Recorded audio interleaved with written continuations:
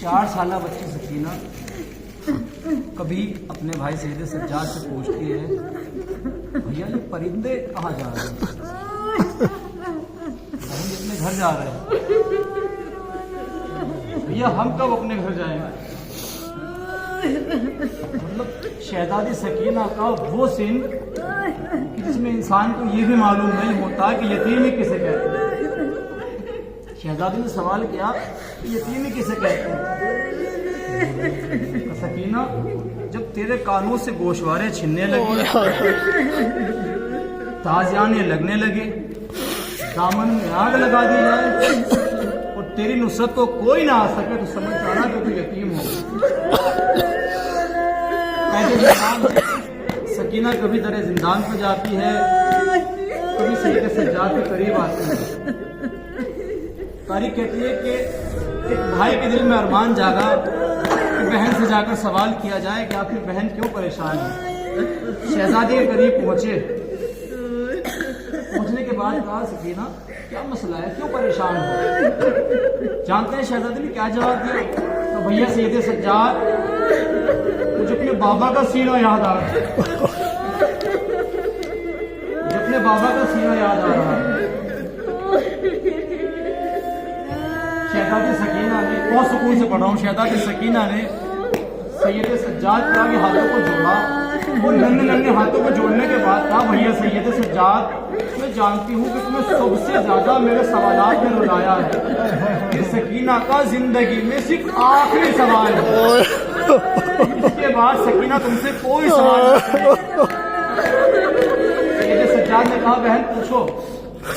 भैया बस मुझे ये बताएं कि आखिर प्यास की कितनी मंजिलें होती हैं?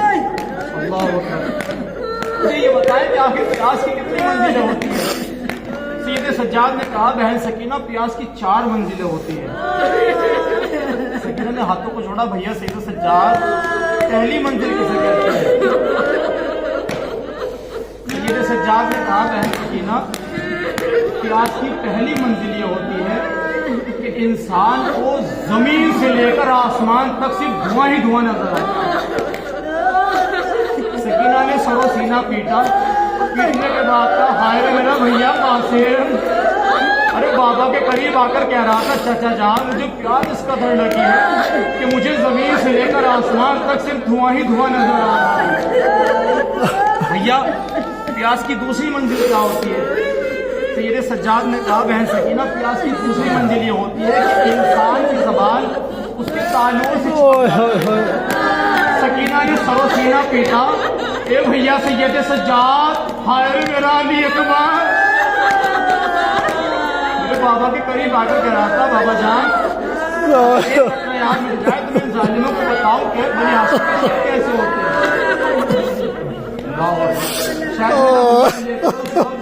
दूसरी मंजिल में होगा। फिर सकीना ने नन्हे हाथों को जोड़ा, बस 2 जुमले, हाथों को जोड़ा, भैया सैयद सज्जाद, प्यास की तीसरी मंजिल कैसे कहते हैं? सकीना, प्यास की तीसरी मंजिल ये होती है जिस तरह से किसी मछली को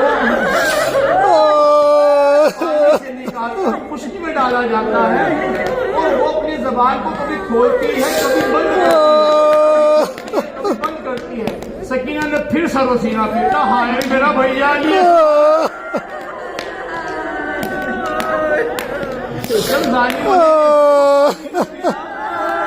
बाबा ने अली असगर को झुकी हुई जमीन पर लिटाया, अली असगर ने कभी अपने जबान को खोला, कभी बंद किया।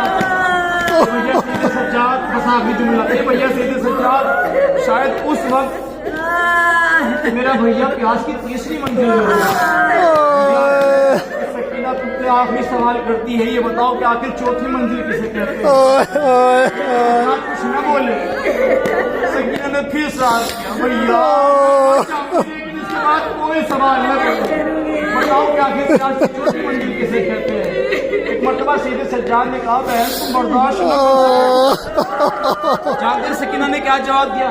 शहजादी ने फरमाया कि मैं अली की पोती हुसैन की लाडली सब्र कर, तुम मुझे बताओ कि आखिर प्यास की चौथी मंजिल क्या होती है?